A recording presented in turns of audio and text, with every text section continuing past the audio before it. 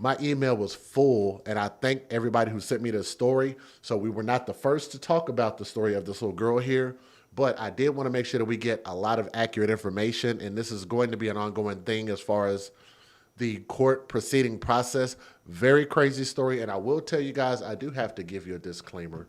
Give me just a second, because I got to put it on the screen, because the details in this story, I promise you, are probably going to make your skin crawl. Because you would think, as a father, as a parent, you would never violate your children, right? I don't think anybody would just naturally think to do nothing that freaking heinous. But then again, we have demons walking amongst us. So this story will contain material that may or may not be harmful or traumatizing to some audiences. Viewer discretion is advised. That is your disclaimer. Now let me give you a AFC disclaimer. Let's get it. Some viewers may find the following content offensive and controversial. The information in this video comes from multiple sources, including court records, official police charges, news web articles, and interviews. This video commentary also contains my personal opinions about the facts of this story. The point is to use this story as a cautionary tale in hopes of preventing tragedies like these to children going forward. Viewer discretion is advised. That is your official disclaimer. And shout out to our friend in the chat, Dippy Escapes. If you guys want to do a deeper dive, I know she was on this story pretty early, so you guys can also go. She will post her link in the chat so you can find her channel, click it, and subscribe. Make sure y'all do that. Now, the tragic killing of a little girl by the name of Kimani, make sure we pronounce her name correctly and spell it correctly, K-E-I, M-A-N-I, Kimani Latigue, L-A-T-I-G-U-E. So if you guys want to look up that information, you got to be able to find it relatively easy. As soon as you type in her first name, with her having such a unique name, it is not going to be hard to find. You will not miss her face. The killing of this girl captured the attention of the community as well as the nation. The 13-year-old girl's body was found on March 24th at a burned out house in East Toledo after she was missing for nearly a week. So I'm going to tell y'all the details about to get graphic real quick. Also, you can take a look at the picture of this house. Just absolutely sad and wild what this 13-year-old baby had to go through. So I don't know how many of you guys have raised teenagers or maybe even have adult children. So I'm about to have adult children here later this year, actually. So that's a hell of a journey in itself. But I'm going to tell y'all, I remember the day that my daughter turned 13 because it's a milestone. It's a milestone going from age 12 to age 13. And I remember just thinking to myself, like, I'm going to be one of them shotgun daddies. A shotgun daddy that keeps his gun, and I dare any man to try my child in some type of way, to violate them, to hurt them, to abuse them, or anything. And I don't know that there was necessarily a healthy fear out there, but I'm thankful that my daughter hasn't had to go through anything like that. But just know I'm a very protective father, just like most parents would be. In this case, let me go back just for a second. In this case, you got this individual here who I'm not going to say a lot of nice things about. He's allegedly a father. He's a sperm donor. He is the biological creator, because he's not a father. He's not a man. He's not a human.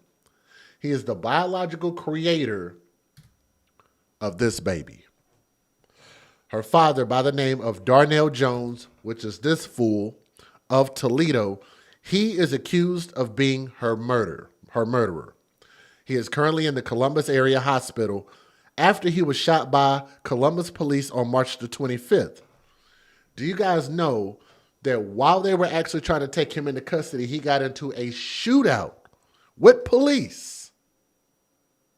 Can y'all believe that? Got into a shootout with police and survived. Okay? Let's go a little bit deeper into the story. The task force charged with investigating the county's Children's Services Agency after the killing of 13-year-old Kimani Latigue is not open to applications as its appointed leaders began forming the group. Toledo Municipal Court Judge Timothy Coleman cautioned against knee-jerk reactions to the county's justice reform efforts after the death of Kamani Lateef created scrutiny of the accused killer's history. And he does have a history. Let me see if I can pull up his history here real quick. Y'all give me a second here.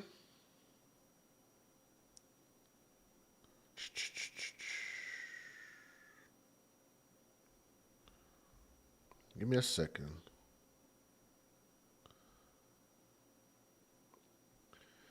It doesn't. Okay, so this one doesn't give his history. Okay, so let's keep going. So as far as this house, let me go back to the picture of this house, because this article I thought was a little bit easier to dissect it. It's not. But let's go back to this house. Right here. So there is no demolition date set for this house, but I think they actually already demolished it. So this article might be a little bit behind. But water service has been disconnected at the derelict Miami Street house where Kamani Lateef's body was discovered on March the 24th. So who's in there? That is Dippy. You can let me know. Didn't they already demolish the house? They just did that, I think, like a few days ago. Accused murderer Darnell Jones, the father, has a history of increasingly violent offenses. When Angela Silva saw her neighbor hurl 2 televisions off the balcony of his second-story apartment one evening in July of 2019, she decided to call the police. Like, why are they leaving articles but not giving more details? Y'all, hold on just a second. Let me see if I can pull details from this. Up. That's weird. I hate these damn websites.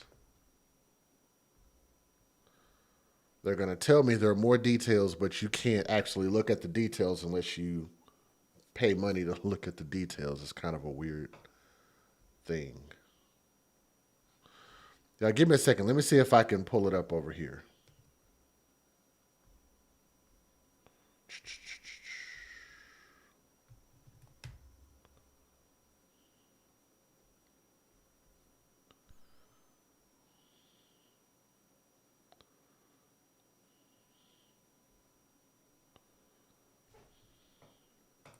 All right, let's talk about a little bit of his history here. So this is coming from ToledoBlade.com.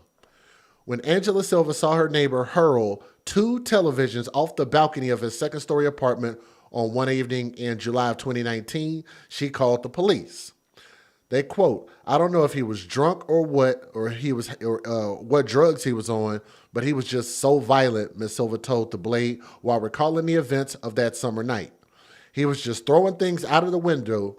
He threw a couple of TVs out the door off the balcony. We kept hearing these crashing noises." As police were headed to the apartment in the 400 block of 4th Street, a second call came in. The anonymous caller told police that he saw a man choking a female on the second-floor balcony of the same building. The caller was not the only one. "We all went out on the front porch and we were watching the whole thing go down," Ms. Silva said. You could see it right in front. Here from the side of the porch that led that he had her over the balcony by the throat. Why did they write this like this? They literally write the exact words that people say, "I get it, but damn, it's hard to read." And he was going to throw her off the balcony. She was screaming for her life. The man at the center of the mayhem at the home on 4th Street in East Toledo that night was Darnell Jones, who nearly 6 years later will be charged with murder and abduction in connection with the death of his 13-year-old daughter, Kamani Lateef, this angel here. Police showed up within minutes of the first 911 call and ended up arresting Jones, while the victim that night, who was Jones' wife, Antonia Sullivan, declined to pursue charges. Let me say this again, ladies and gentlemen, for those who might have a heart for women who have been abused or have been in abusive situations and get mad at me when I say the best way to avoid these situations or how to get out of these situations is to not get involved with the people who behave this way. You need to be Very aware of who you're dating, who you're sleeping with, who you're making kids by, and definitely before you get married, right? Do your due diligence in dating. Ask questions. Pay attention to how people react. Like, I know people like the behavior of these thugs because they feel like these men will be protective. They seem intimidating. That seems attractive because you feel like that thug lion, like I talk about the thugs doing the thug lion, is going to protect you, and he's going to go after anything that comes towards your family until that thug lion turns on you. These type of individuals, these type of animals are not meant to be tamed, right? She declined to pursue charges. So how bad do you feel for her? I don't. I don't at all. So if you're going to allow yourself to be treated that way, stay in a situation like that. And on top of that, you have a child that should be your first priority. And you don't separate yourself from that. I'm sorry, I just don't have a big enough heart to care about a situation like that when you won't put your child first.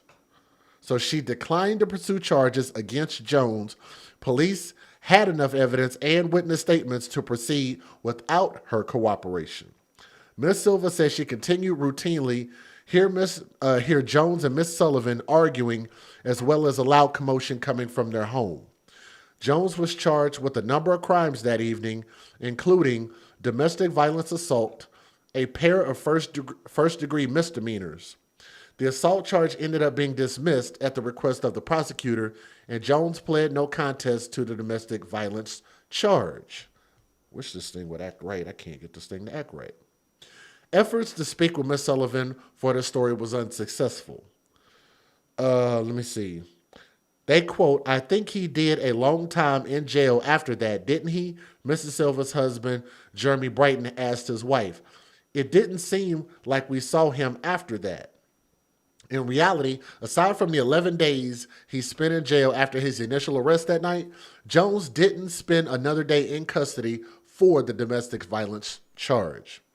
Toledo Municipal Court Judge Nicole Corey found him guilty and sentenced him to 180 days in the Corrections Center of Northwest Ohio. And I want y'all to remember, she did not cooperate, which also probably had a large impact on how they sentenced him.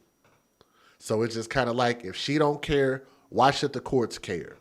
She don't care about her kid, why should anybody else? Like, it's just ridiculous, the fact that the public, the outcry from the public cares more about your own kid than the parents do, which is just beyond me. They suspended 100 days, she suspended 100 days and gave him credit for 11 days he had already served in jail following his arrest. He was put on active probation for a year in order to complete treatment as directed by Unison Health. After showing proof of having completed the substance abuse treatment program, the remaining 69 days of his sentence were suspended.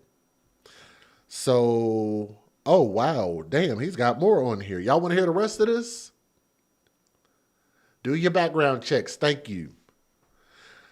Misdemeanor charges at age 19. So this is proving he is a thug, not by way of his skin color, but he is a thug by way of his behavior. Misdemeanor charges at age 19. So this goes on and on. The sentence was just the latest cycle of arrests and convictions for Jones that started in 2011 when the then 19-year-old was cited for disorderly conduct while intoxicated and resisting arrest. So y'all say y'all do want to hear it. Okay, let's keep going. Over the coming years, he would be in and out of court on a series of slowly escalating offenses, oftentimes receiving sentences that emphasize treatment, counseling, and rehab. In August of 2011, before his first two misdemeanor charges had made their way through the court system, Jones, who was then 20 years old, was charged with arson. How interesting is that?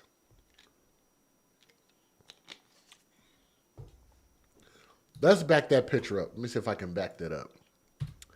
Y'all see this house is burned up, right? Everybody can see that? Let me put a bigger picture on the screen. Maybe that might help. Just so you can kind of get the gravity a little bit better, I'm going to make this bigger on the screen. Look at this burnt up house.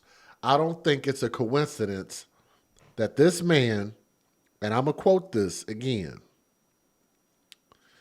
he was 20 years old at the time and was charged with arson, a fourth-degree felony, for his role in trying to set a building on fire. And now you look here in 2024, 2025, and you have this situation where this house is burned up and his daughter's body was found inside this house, let alone what he's accused of doing to his daughter. How many of y'all know what he's accused of doing to his daughter? We ain't even got into those details yet. So let me take that off the screen. I just thought the irony was really high there. According to court records, Jones used a handheld lighter to ignite flammable liquid that had been poured on the door of a business in the 1400 block of Jackson Street. He and another man were seen fleeing the scene. In that case, Jones entered an Alford plea to a lesser charge of attempt to commit arson, which is a fifth-degree felony, and was found guilty by Lucas County Common Pleas Judge Ruth Ann Franks.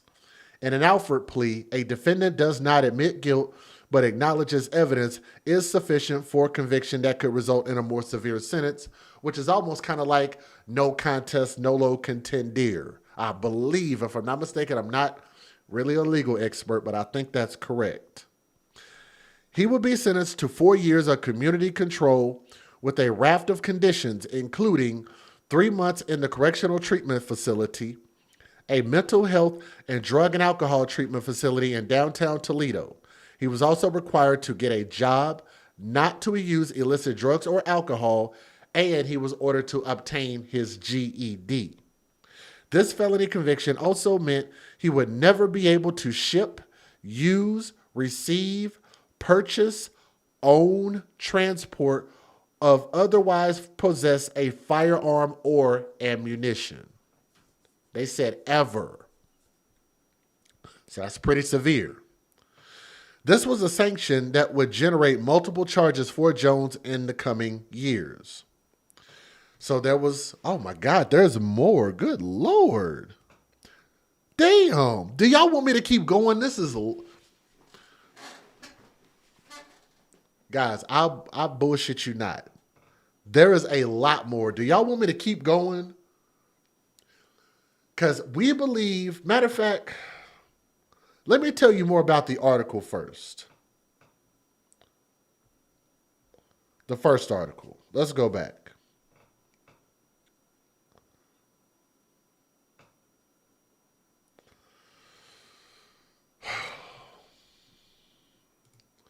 Now that I'm looking at this, I don't like this article at all. Let me see if I can find a different one a little bit more easy to digest. Give me a second. Hold on. Let's try people.com.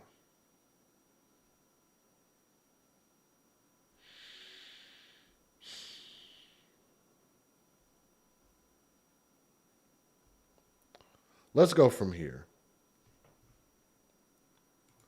I'm going to switch this article up. It had a bunch of links and not enough information for me. So let's go with this. So people.com. Kamani was reported missing on March 18th in Toledo, Ohio. Police issued an arrest warrant for her father, Darnell Jones, on Sunday, March the 23rd, in connection with her abduction, according to a statement from the Toledo Police Department. Kamani, this 13-year-old girl, was found in a burned-out, abandoned building in Toledo on Monday, after which authorities rendered an arrest warrant for Jones on a murder charge. He was arrested on Tuesday by Columbus police after allegedly exchanging gunfire with police, and he sustained critical wounds. But I think they expect him to survive that, and I hope he does, because I want him to see his day in court. The autopsy revealed that this baby died from multiple incised wounds of her neck, the coroner's office said in a statement. So sounds like she was cut to death. So we'll get to that lady here in a second. That's actually a picture of him trying to cut off his braids and cut off all his hair, hoping that nobody would recognize him. Just so y'all know, that's what that picture is. Brian Steele, a lieutenant with the Columbus Police Department, tells people that the child was found in a horrific condition. She had allegedly been nearly decapitated, his own daughter, decapitated, sexually assaulted, and her hands were cut off.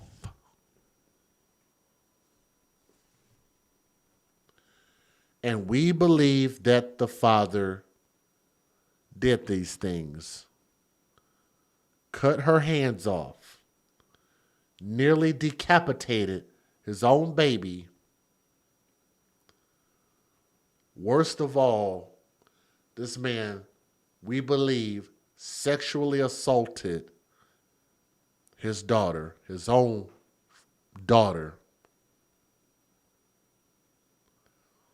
Abandoned her in this house. And I don't know if he set the house on fire while she was in there, but her body was found in a burned out house. I wish they would have clarified that.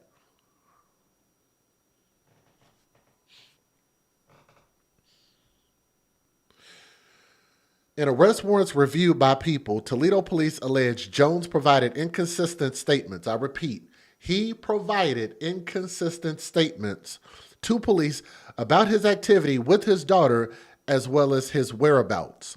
When Columbus police approached him on Tuesday, Jones allegedly shot at an officer with a gun from inside his sweatshirt, Steele says.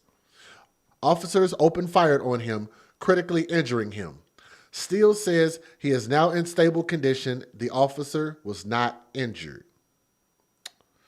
Now, let's go back to the nature of his behavior and let's talk more about his background. And this goes and it dates back before this man ended up dealing with this girl's mother. There's a long history that this man has. 2 months later after, let me see. So wait a minute. Hold on. Let me make sure I got this right. Wait. Nope. I'm skipping. Hold on. So the misdemeanor charges at age 19. And then we're going after that. 4 years later, it was 4 years later that Jones, at that point was 23 years old, would be a suspect in a felonious assault that would earn him a first charge of felon in possession of a firearm, which is a third-degree felony. Just after 9 p.m. on January 31st of 2015, police rushed to a Greenbelt Place apartment in the 800 block of Walnut Street that a report that a black male in a gray sweatsuit had fired a gun and run from the scene.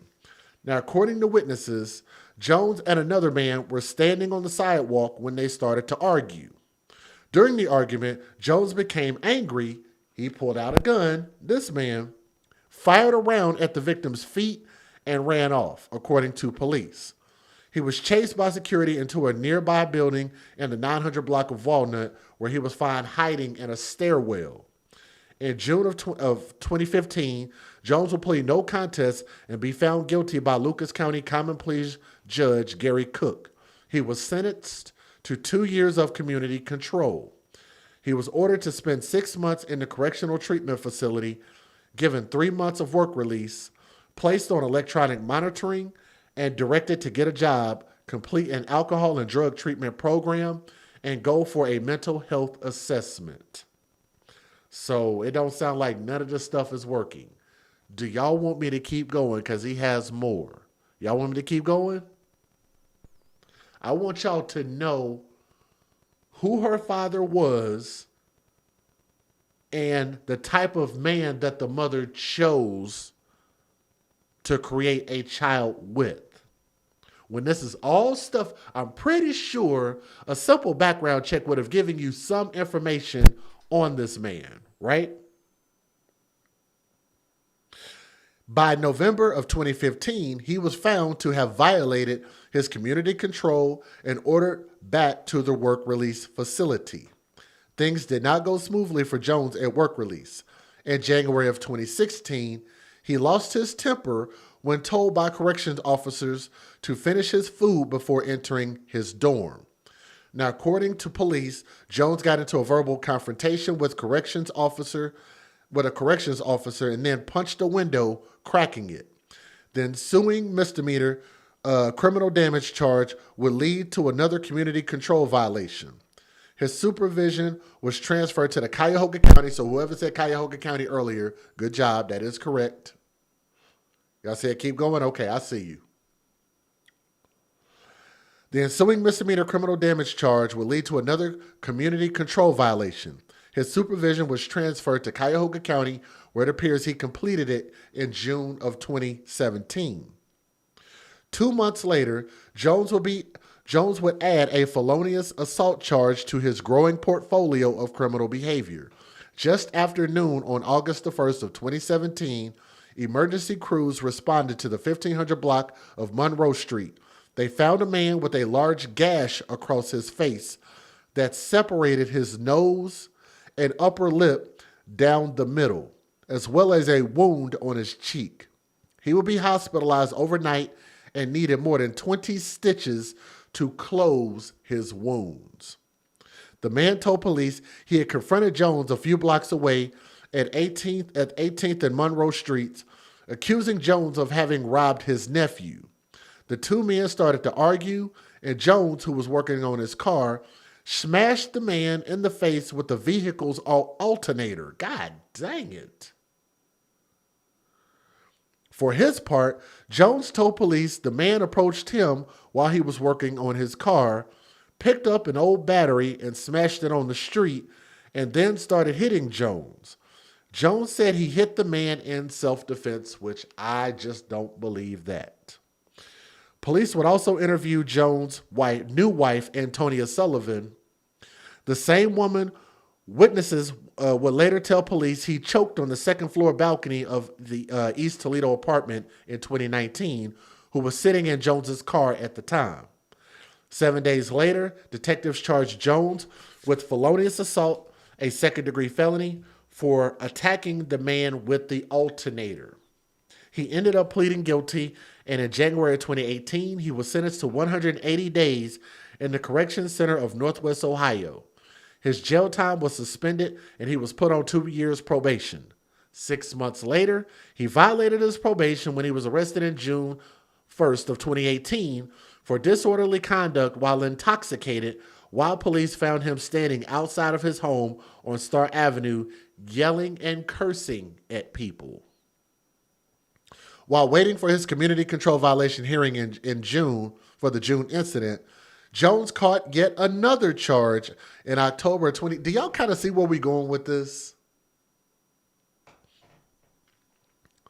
He caught yet another charge in October of 2018. In that instance, police were summoned to a home in the 300 block of East Broadway Street.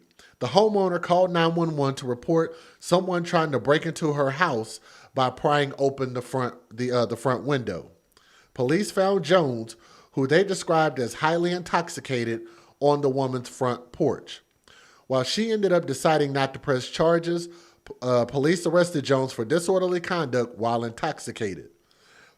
Finding an open pocket knife in his pants, police also charged him with carrying a concealed weapon.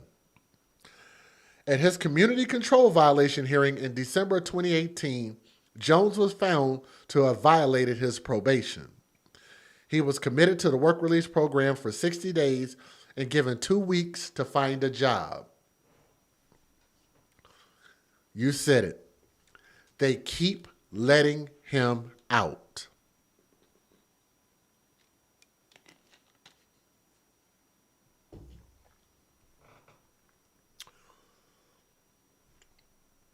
And this man doesn't get prison time. They keep putting him in program after program after program.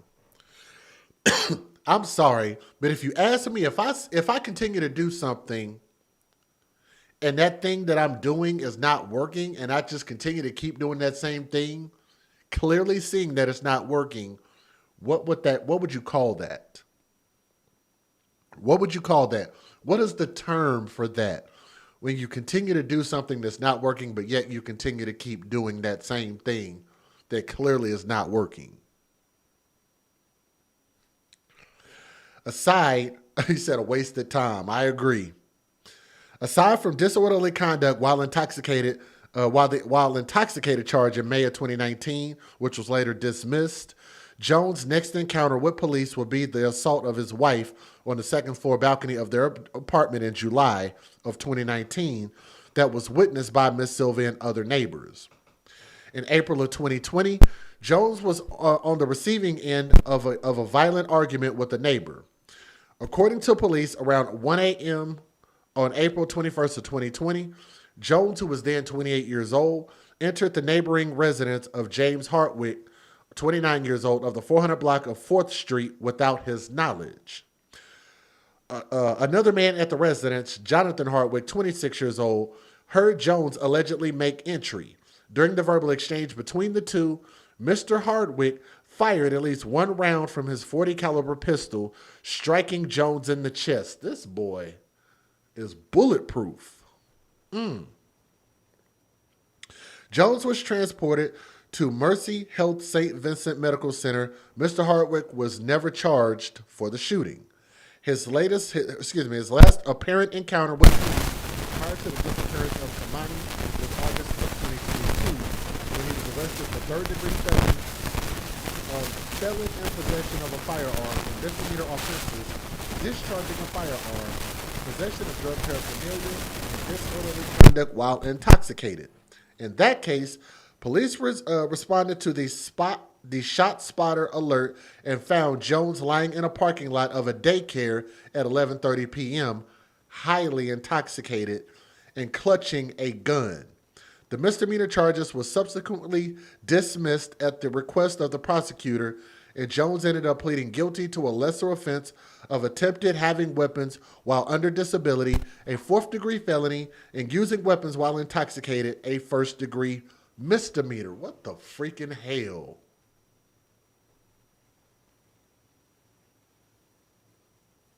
How does that make any sense? To just keep letting this man off, letting him off, and he keeps getting off light, dismissing charges and whatever the hell else. I'm going to check my audio. I'm going to see how we sound. And if it's good on my end, it should be better. We'll see how we sound. Hold on. Let me see. Y'all give me a second.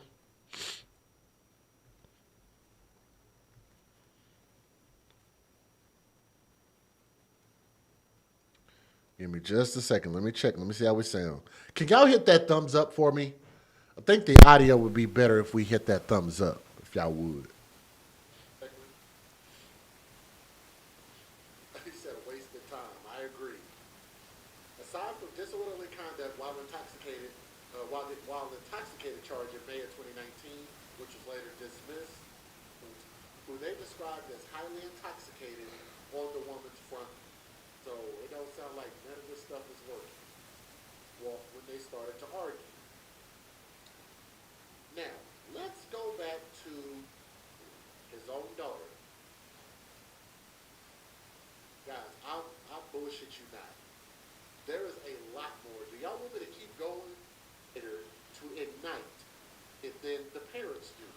Guys, I'm going back and re-listening to my own stream on YouTube on a completely different device. I don't know what audio was going in or out.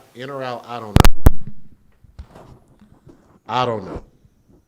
So if y'all say it's going out, I believe you. I just don't see it. Mic check. Mic check.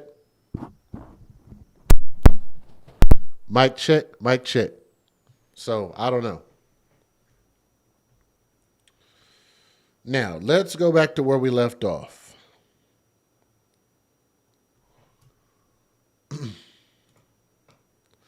At his sentencing in November of 2022, damn, I wish I could quit doing this, messing with this thing. Lucas County Common Pleas Judge Lindsay Navarre found Jones is not, amenable to community control. Let me see if I can look this word up. I don't know what that means. Amenable? What does that mean? Amenable. Amenable, open and responsive to suggestion, easily persuaded or controlled. So he is not amenable to community control and sentenced him to 12 months in prison for the felony and 180 days in the Correction Center of Northwest Ohio for the misdemeanor. The sentences were to run concurrently at the same time. So how funny is that? How funny is that you get a different judge looking at this and now you get a different result? So how is it that he was given all of these different chances and he's proving that he does not deserve any leniency and they kept giving this man leniency? It's kind of like how they said we just needed a different president outside of Biden and put Trump in there. So it looks like in this situation, you needed a different judge. And this judge was like, the hell with all that community control. He's not learning nothing. They sent his ass to prison. They should have sent him to prison for 20 years or more, give him a life sentence. That's what he actually needs. But he going to get it now. What do y'all think they're going to give him for murdering his daughter the way that he did? Y'all think do you think a different judge would try to give him community control for murdering his daughter, give him rehab, tell him to find a job, don't touch any more guns and drugs, Freddie, go get a jobby, Freddie, I got my fingers crossed. Go get a jobby, Freddie, I got my fingers crossed. Crossed.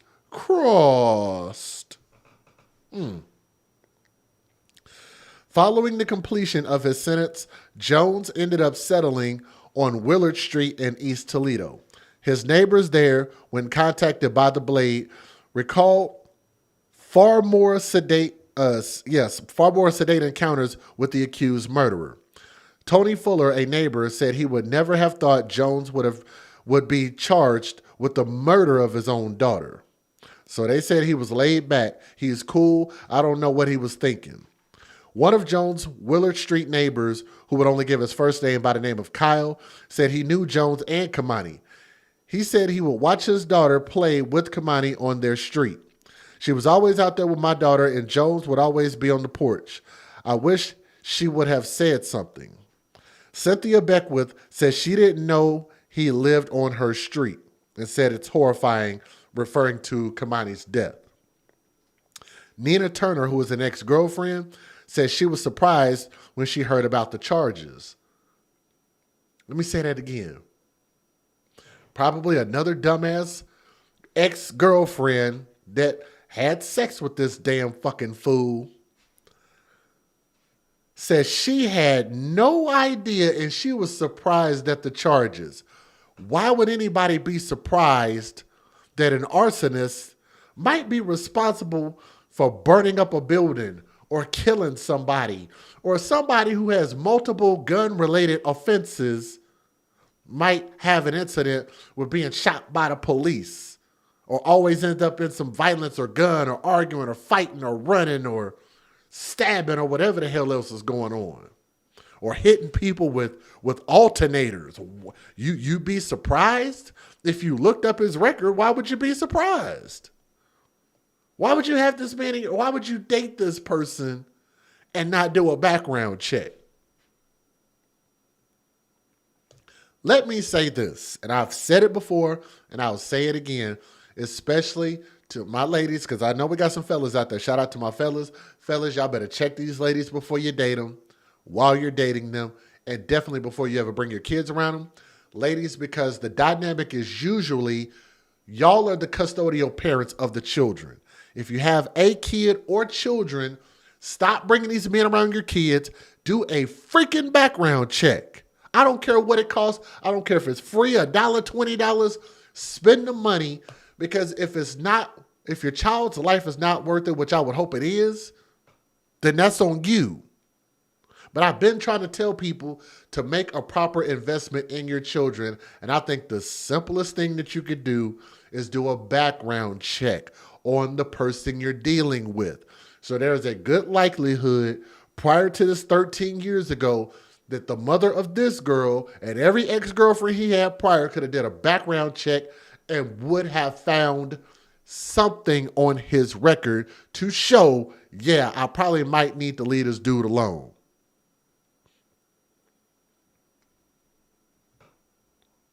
She said she was surprised. His ex-girlfriend said she was surprised when she heard about the charges. The pair share a 3-year-old daughter. Miss Turner and Jones were never was never violent towards her. He went to work every day, she said. He would come home and he took care of the household. He never whooped or spanked the kids or yelled at them. We never argued. When Kamani first came up missing, they made it seem like she was a runaway, Miss Turner said. I'm thinking we were looking for a runaway until they pulled the evidence out of my home.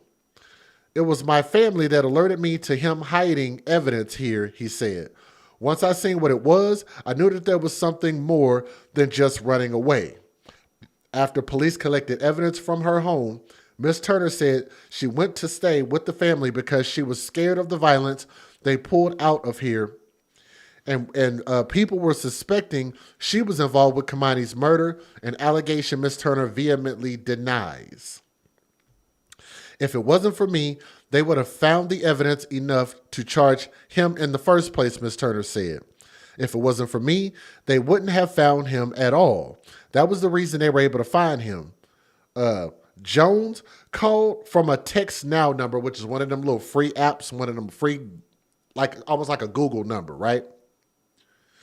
I called it back, and then that person called me back and gave me their exact address in the city where they were in, and I called detectives, and they knew exactly what neighborhood to search. So members of the Columbus SWAT team scoured the Victorian Village neighborhood where they found his abandoned car on Monday night. Just after 10 a.m. Tuesday, officers spotted Jones, whose head appeared to be freshly shaved, and approached him at the corner of Denison and 2nd Avenue. Jones exchanged gunfire with police and was subsequently arrested. So here's the wild thing. With him getting into a gunfight with police, I'm surprised. I am very, very surprised that Black Lives Matter didn't come out and talk about the police is doing this black man wrong, y'all. Days did him wrong. He's didn't do nothing. He's always been a good boy, y'all. He was going to school. He was educated, and he was just trying to go get a job and fill out job applications, y'all. Aren't y'all surprised that Black Lives Matter didn't come out and all of his minions come out and marching and we shall overcome and all this other stupid shit over this man? If he would have lost his life, I guarantee you the Black Lives Matter would have been all over this. But here's the thing. At the end of the day, I always try to remind people that y'all forget about the kids that we're even talking about. People want to make it to where something I said in a video, some comment I made, or maybe even some joke I made, and they make it seem like that was the majority of what I was talking about. They will argue with me, send me stupid emails, send me long, like they're going to excoriate me, like sending me these big ass long essays and stuff. And I'm like, wait a minute. And they mention nothing about the kids that were murdered at all. They don't mention anything about that. And I just think it's really weird, the fact that I continue to keep proving the hypocrisy of people. They don't really care about kids. Like Michael Jackson say, they don't really care about us. That's how the kids feel. They don't really care about kids. If you suspect child abuse, call the National Child Abuse Hotline, available 24 hours a day, 7 days a week, available in 170 languages. If you can't speak one of those 170 languages, something is wrong with you. 800-4-CHILD or 800-422-4453 or childhelp.org. Very easy to do that. If you see something, say something. Let me give you guys a fair usage. Let me show a couple of news videos. Federal law allows citizens to reproduce, distribute, or exhibit portions of copyrighted motion pictures, videotapes, or video discs under certain circumstances without the authorization of the copyright holder. This is called fair use. It is allowed for purposes of criticism, news reporting, teaching, and parody. which doesn't infringe of copyright under 17 USC 107. If y'all would do me a favor and please click that thumbs up and share this video. Let more people know where to find it. Y'all said we got somebody from Black Lives Matter in the chat. Where they at? Tell them to type. If you support Black Lives Matter, raise your hand. Did y'all notice how I didn't raise my hand? That means I don't support it. That means I don't give a shit about it. I think their message is phony. I think their message is worthless.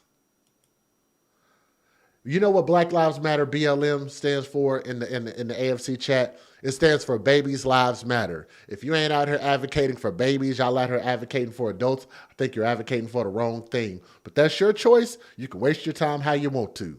Now, here's what we gonna do. We gonna get into this video, all right? Here we go. Let's get it. We're continuing to follow the death of Kimani Lateeg. She's the 13-year-old who went missing earlier this month. Police found her body 6 days later inside a burned-out home in East Toledo. People have rallied around her since she went missing, and tonight more people came out to support one another as they process the tragedy. Andre Norrells joins us now in studio. Andre, is this about healing? Yeah, Dan, people came to talk through what happened with professionals, with others by their side. And while we were asked to stay outside to let people find comfort and privacy, we heard from the community who did attend, and they say Kimani's life touched their own.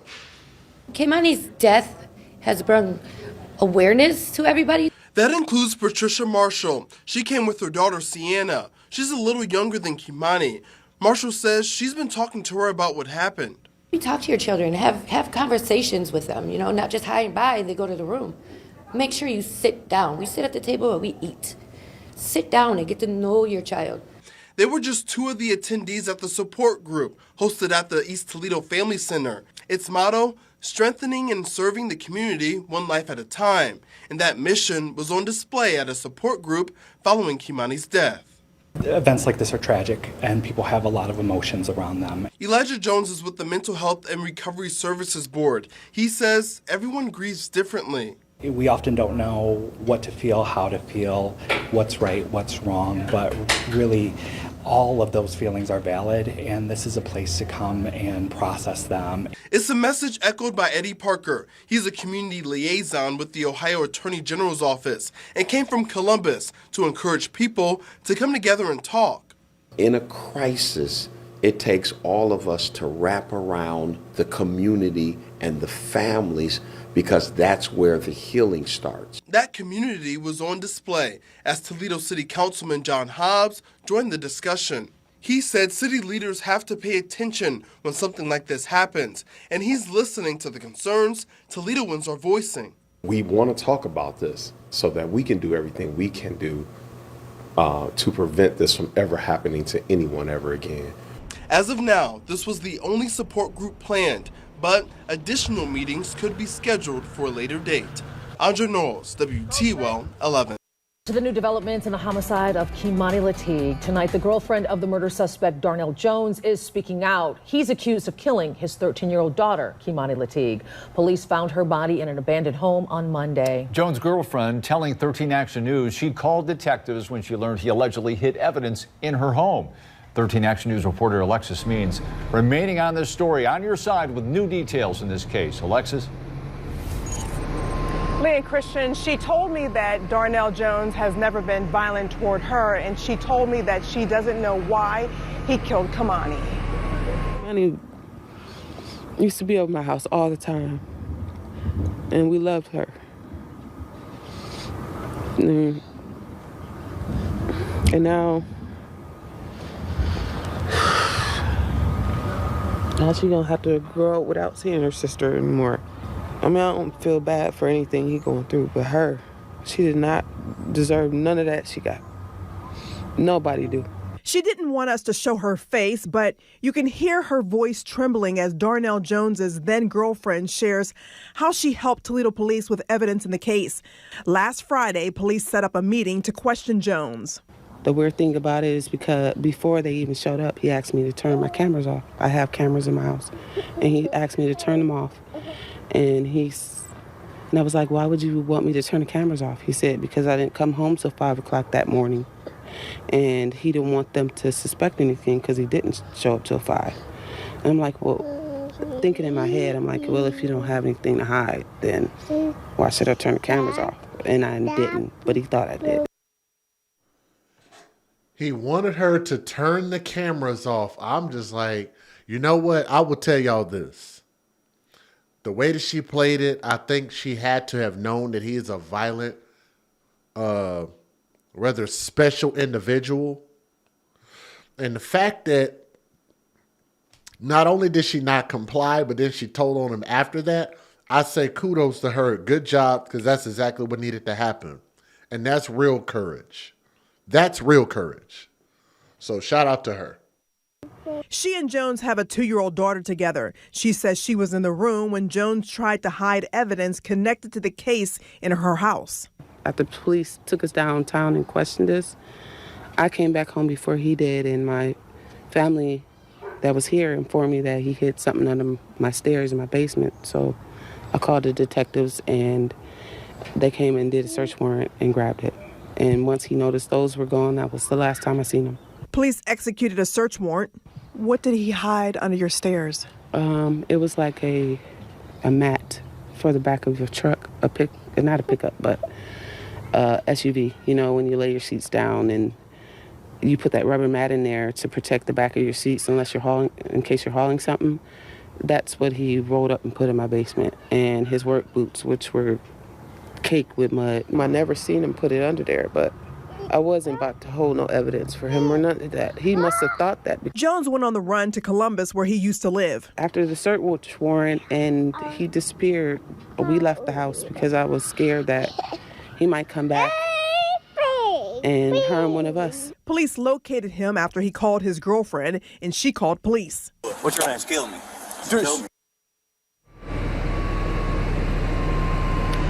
And Toledo police say that Jones is still in the hospital. My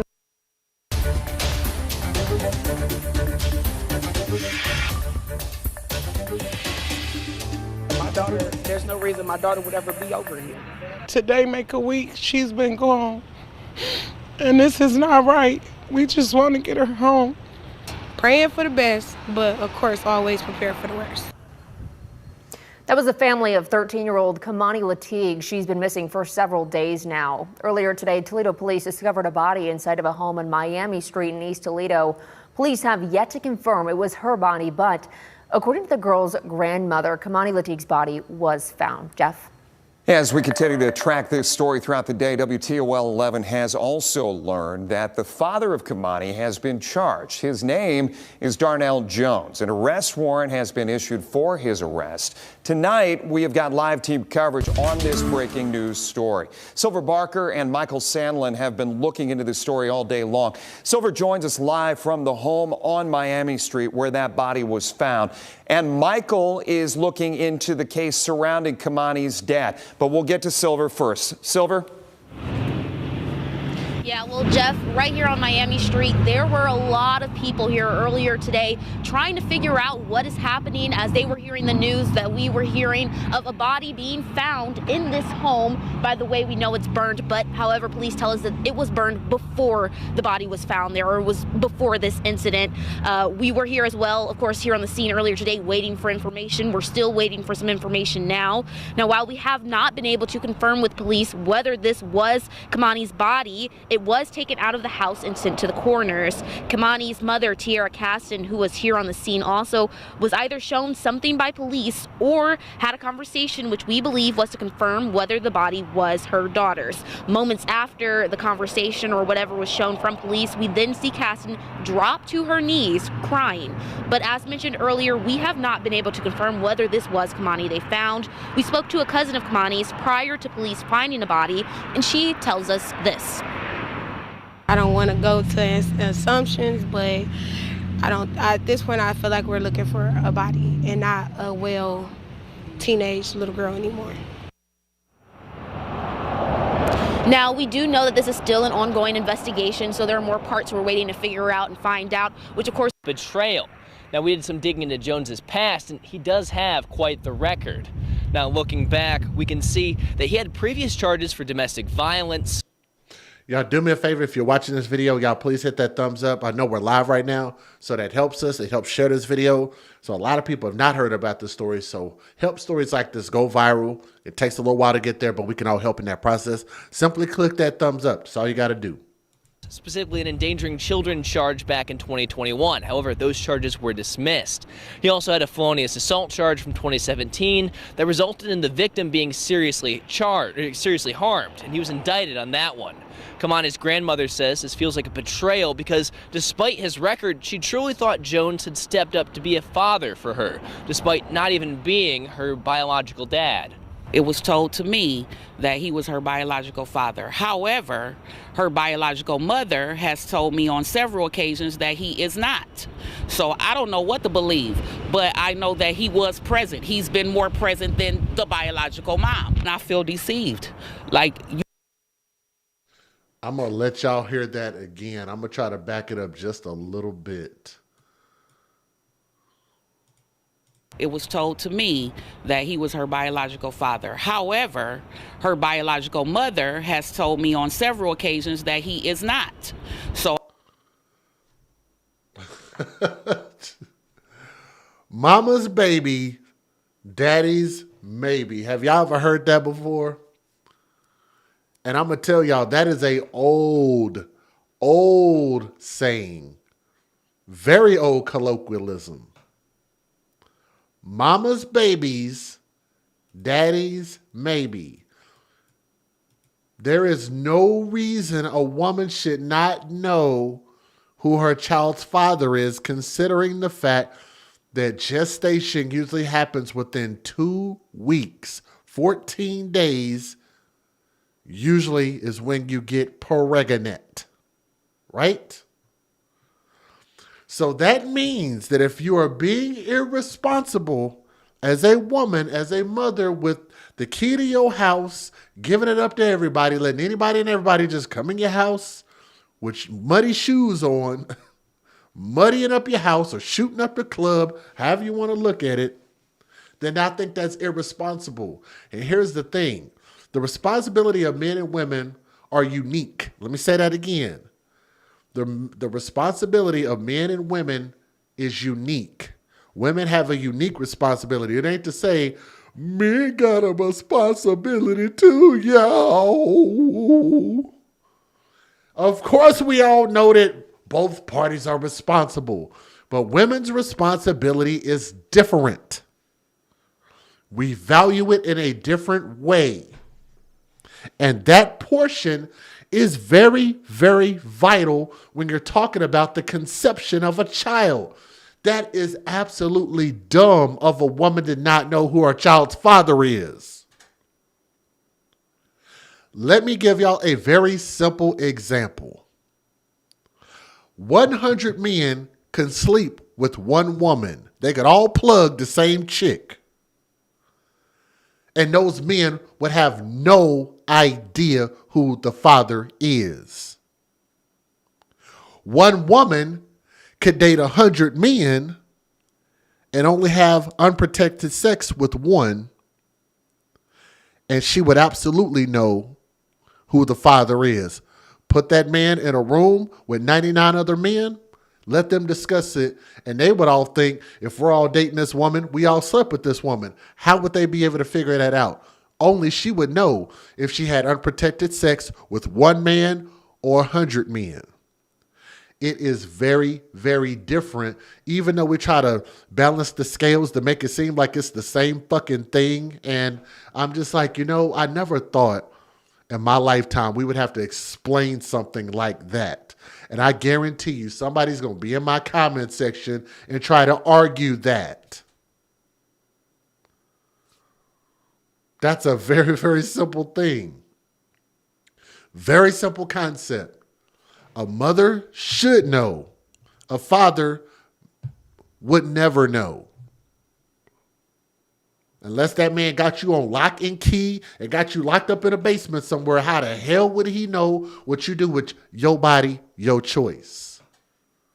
So the fact that you're sitting here hearing from a woman and this woman is telling you that the mother gave conflicting information, that lets you know that there's some bullshit going on in the city. Does anybody want to disagree with that? I'm not saying that any of this is justified, but what I'm saying is that if you're going to sit here and deal with the man who clearly rode the short bus when he went to school, this man had a helmet on and had the big crayons, right? This man had 3 lunch periods at school. This man, instead of going to class, got to play with toys. What I'm saying is that this man is slower than a bottle of molasses. And you're sitting here playing with a ticking time bomb. And you mean to tell me that you're surprised that he would act this irrationally, knowing that he is a violent dumbass?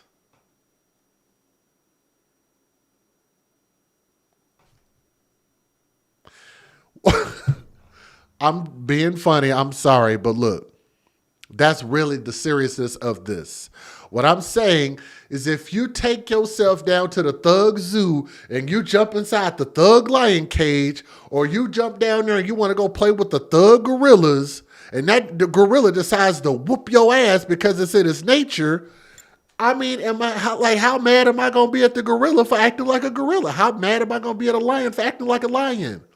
I'm just going to punish the lion. You're just going to put the gorilla down, right? What was that other that big old silverback gorilla that they put down? What was his name? R.I.P. What was his name? Y'all know his name. What was his name? Oh my God. And everybody talked about that for a long ass time. What was his name? Y'all remember his damn name. Y'all will say it in the chat here in a little bit. So I'm not saying that absolves the man and his behavior. That's not what I'm saying at all. What I'm saying is the man needs to be put down. He should have been in prison permanently a long time before this. The first time that the Harambe, thank you.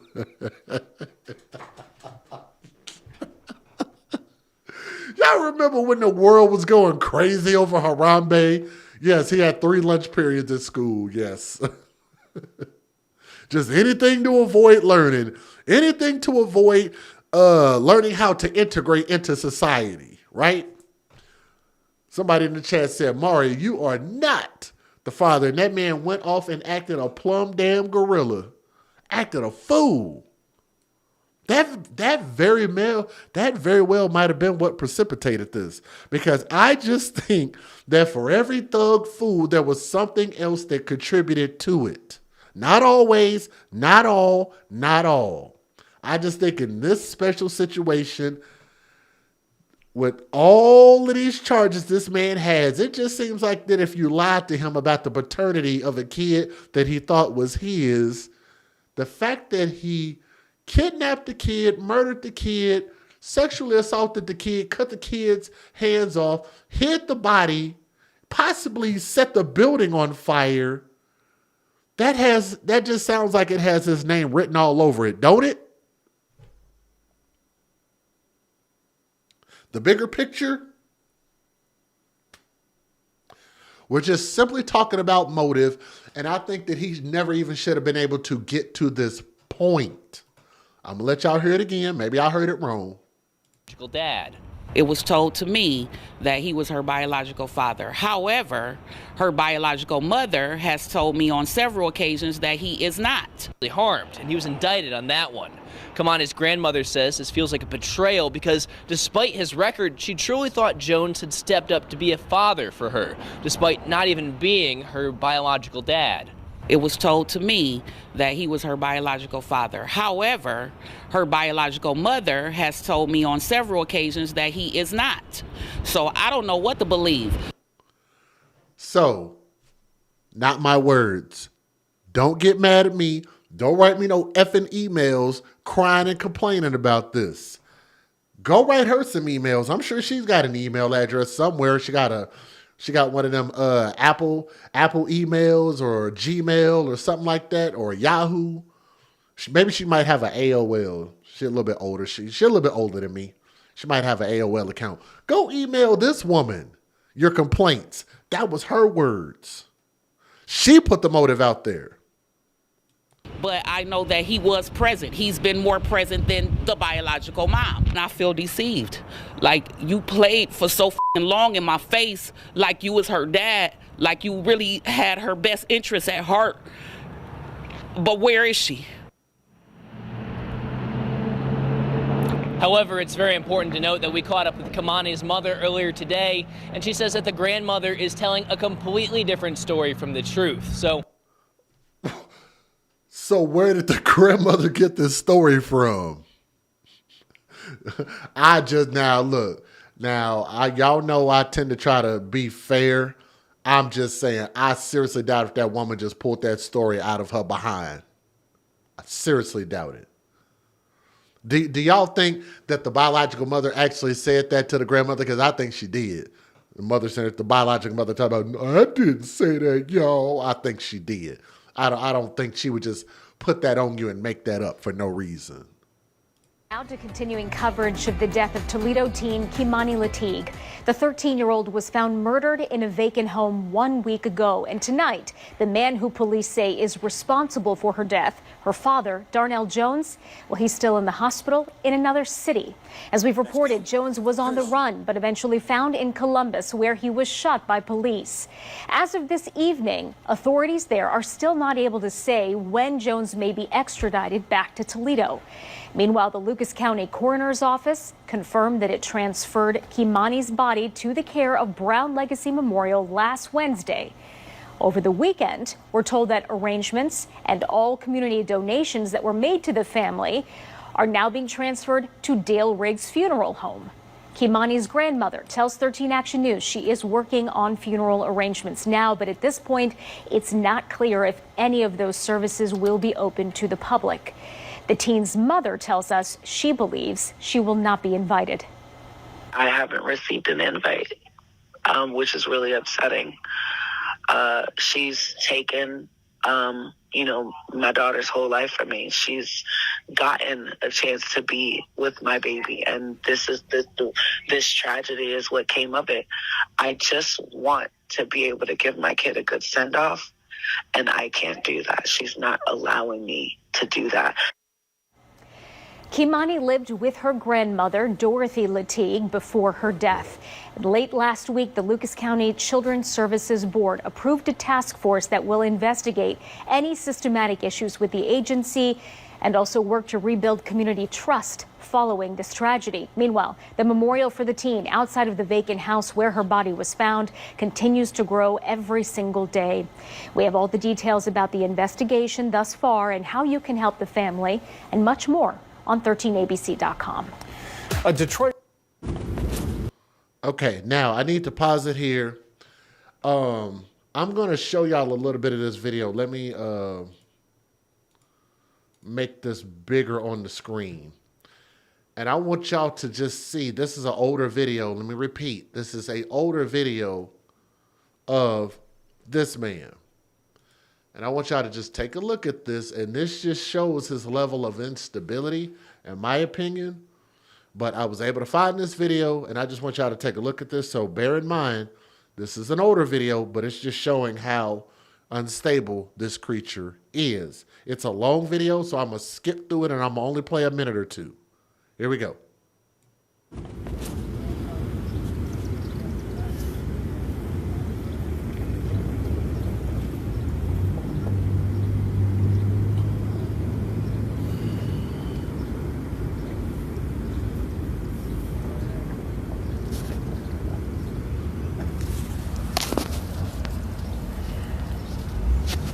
What do I do?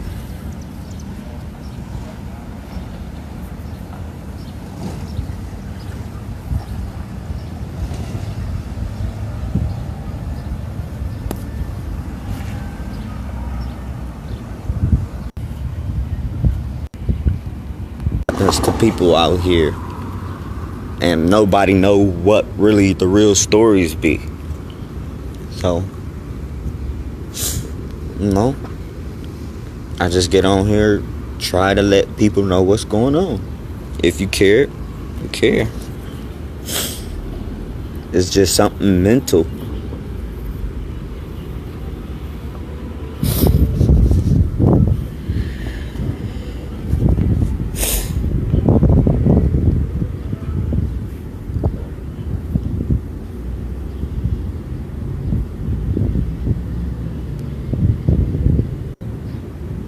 One a day.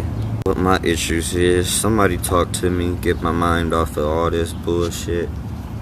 What y'all doing today?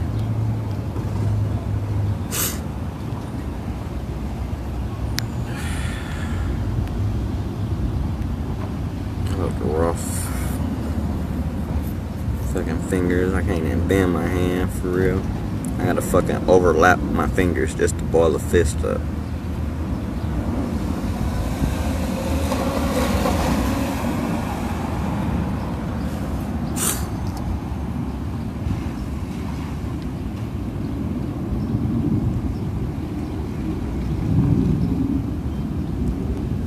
Yeah.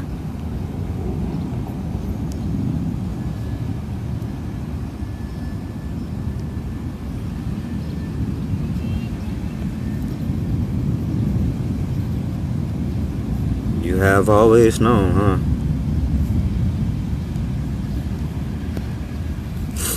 Hey, Randy.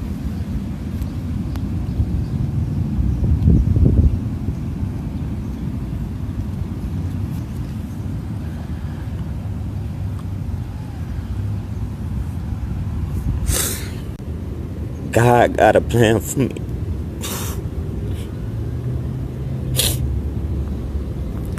You told me God got a plan for me.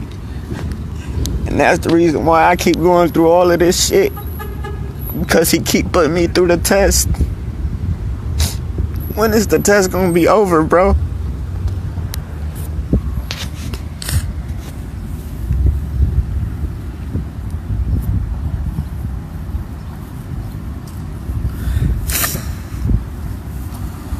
I just want it to be over with. I hate the way I think. I hate the way I see things. And all I do is sit back and try to just act like I don't see shit. Because if I do something about it, I'm going to jail. I'm the one getting in trouble.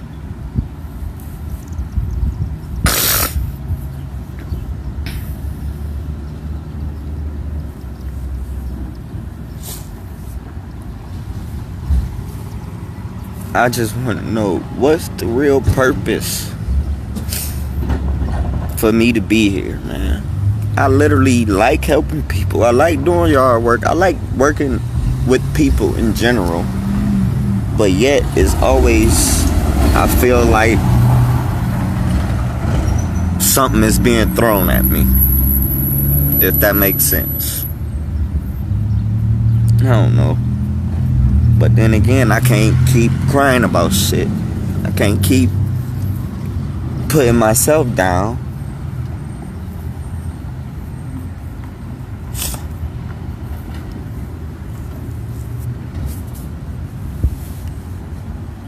Like, I got jobs lined up, y'all. I got shit lined up for like the next fucking month. To where I can make some money. To where I can live good. But it's just so much shit inside of my head that I don't want there.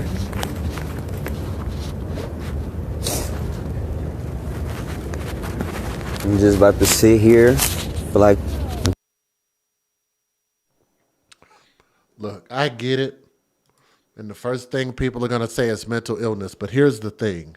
Here's the prevalent thing. At the end of the day, the courts gave him all the leniency in the world. And at the end of the day, if you can't cut the mustard, then you can't cut the mustard. He clearly is not meant to be in society, nor was he ever. He was never going to be stable. I don't know at what point you start to put the onus on that person for his own decision making or own lack of being able to see things properly or whatever the case is.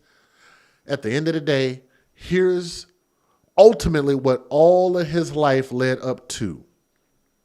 This girl, You kidnapped her. You killed her. You sexually assaulted her. Almost decapitated her. Cut her hands off. Hid evidence. Threw her body in this abandoned house or whatever, or however that happened, or burned up the building. I don't know. But your involvement in this situation is highly, highly probable. And for that, it's unforgivable. There is no more community service and programs and judges giving leniency and we's going to do a mental evaluation. All that shit's done and over with. This person has proven that they are not going to fit in our society. And all it's going to do is, as the older he gets, he's going to become more set in his ways, more violent, more stupid, and more stupid things are going to happen because of people like him. And at some point, you have to draw a line in the sand and just say, you know what? This person is not worth the risk to anybody else in society. And in this case, he killed this girl who did nothing to anybody. She was not able to defend herself. She had a voice as far as her being the age of 13 years old. Not a big voice, but a voice nonetheless, but definitely could not defend herself against the tyranny of a man that she believed was her father. And I think it makes it even more egregious, the fact that the biological mother, who I believe probably gave out some false information as far as him being the biological father, I think that just proves that they are not putting this girl first. Whether you lied or slept with somebody else, something's very, very wrong here, okay? So to Kimani Lateef, Princess, let me get his face off my screen. So I don't want it on my screen. R.I.P. So there is much, much more that's going to happen in this story. So we probably will do a couple more updates. Let me know what you guys think. I think they need to lock him up, throw away the key, and that's just to be the end of his saga. He's not fit to live in society. So one of two things, either he needs to face the death penalty or face life in prison. There should be no other options, okay? Thank you. So thank you to the people who saw this story, saw that there was an update, some new information in here. I'll even give you guys kind of an overview so you'll kind of know what happened here. But this is an update story. I'm thankful that we will be able to get some justice, and I actually am able to now show the face of the victim. Here's what's sad about it.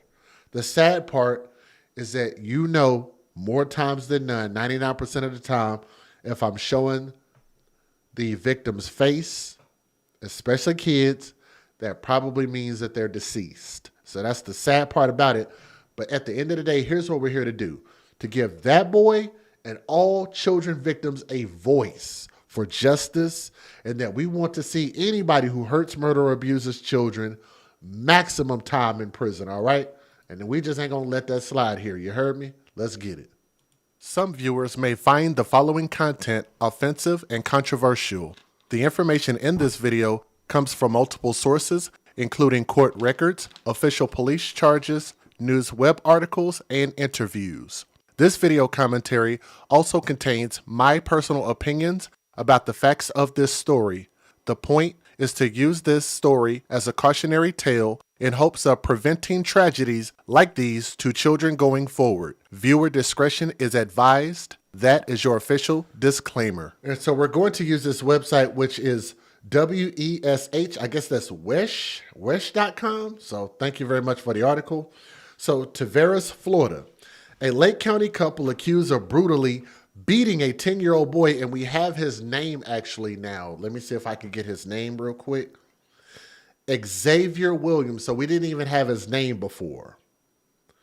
So a 10-year-old boy by the name of Xavier Williams, who later died from his injuries, did not show up for their scheduled court appearances on Monday. We're talking about the couple. This couple. Let me see if I can get their faces back up here for you real quick.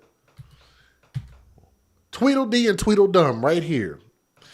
Andre Walker and Kimberly Mills were set to be arraigned on charges related to alleged abuse of Mills' son, Xavier Williams. Xavier Williams died on March 21st after spending 4 weeks in the hospital. So when we initially talked about this story the first time, he was actually suffering critical injuries. He was suffering critical injuries, and now he's succumbed to those injuries.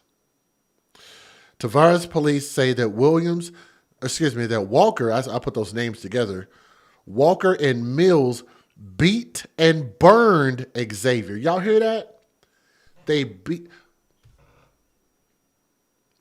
I can speak on behalf of the black community. I'm going to just say this, because I know that the majority of black people think that it's still okay to spank your children and physically assault your children as a form of discipline.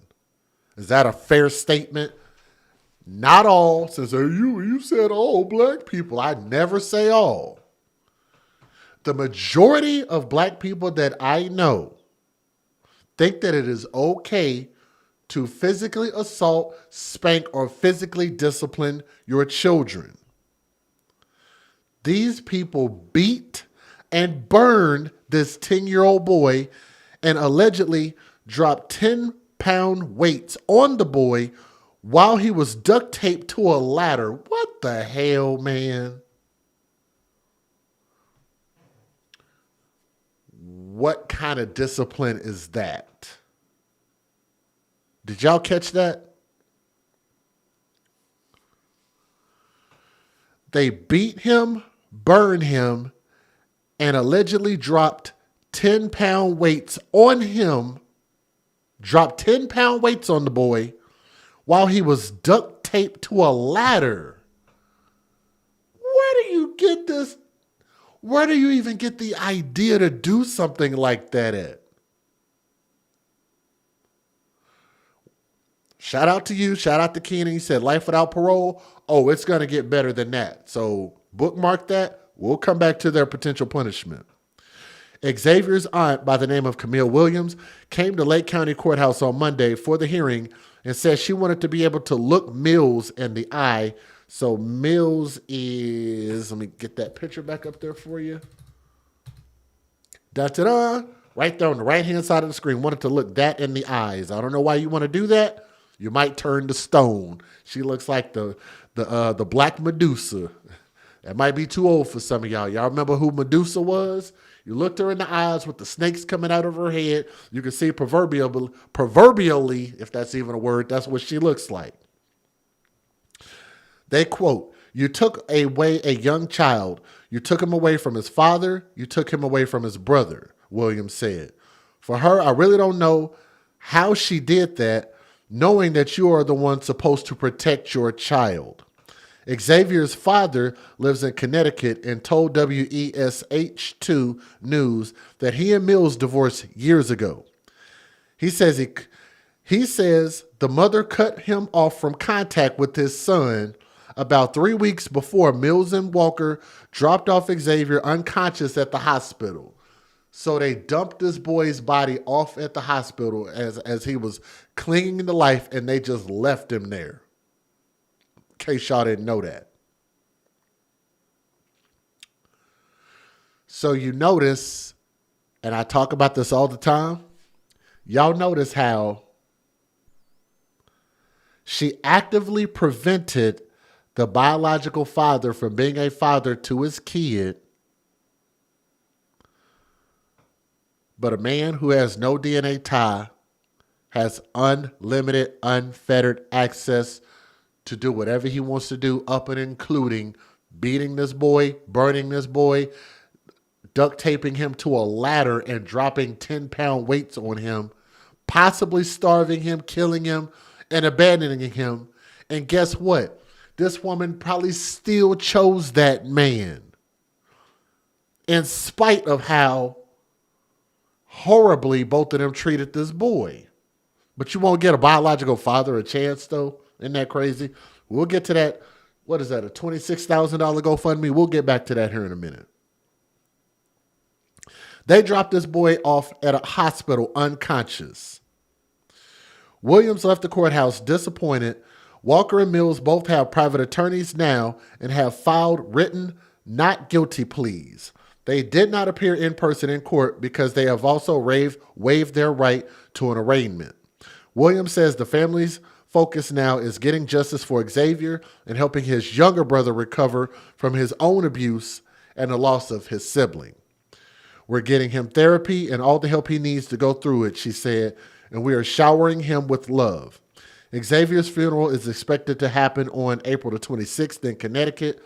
So depending on when you're watching this, that's the latest update on that. Let me show you guys the GoFundMe. Let's talk a little bit about this GoFundMe. Because I could have sworn I saw somebody email me and they said, I thought, maybe I'm wrong, but I thought somebody told me that this boy's funeral would be covered for, whether it be by the state or whether it be covered by the funeral home. But I thought they said that this boy's funeral will be covered. Nonetheless, there was somebody that put up a $26,000 GoFundMe. So here's the thing about that. The $26,000 GoFundMe, I think, went up while both of the boys were still alive. So I don't think this is just for to bury him or nothing like that. So if it was for children that were still alive, I guess I could partially understand that.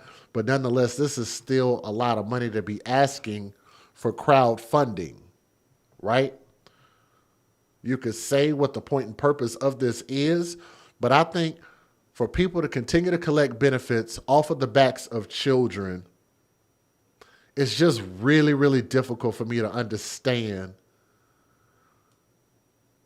This ain't about this particular story, just all stories in general, even though all ain't general, but most stories, I truly don't understand the need for people to put up these GoFundMes to this tune of this kind of money.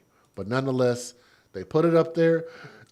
It says that Camille Williams is the organizer of this fundraiser on behalf of Keneal Williams. So whatever, it's there. If you want to donate, cool. If you don't, I definitely understand.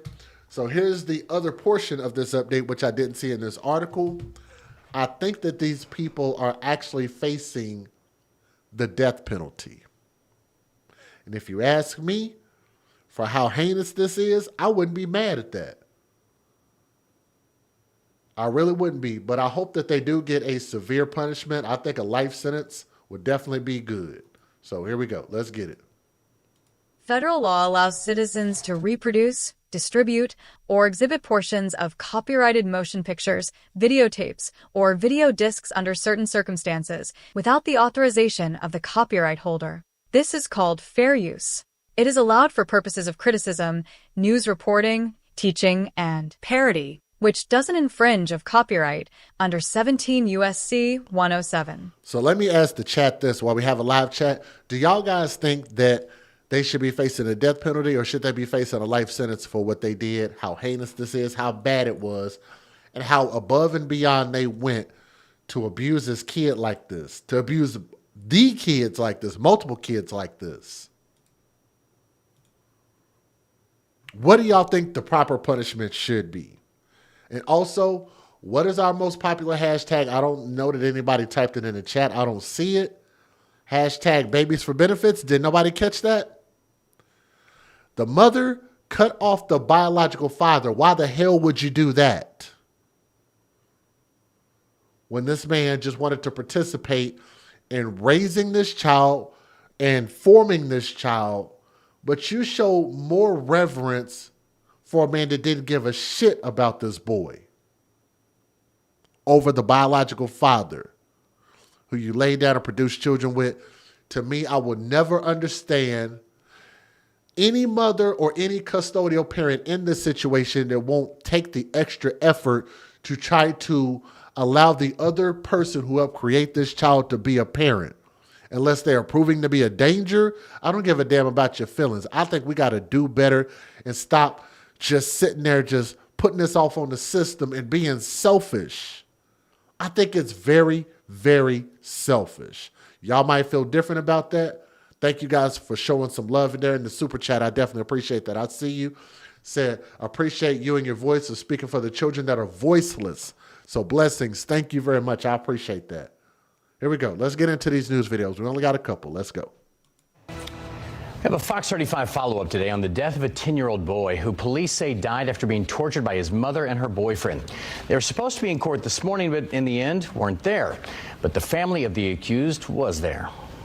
Whatever punishment God sees fit, as long as they don't get away with it.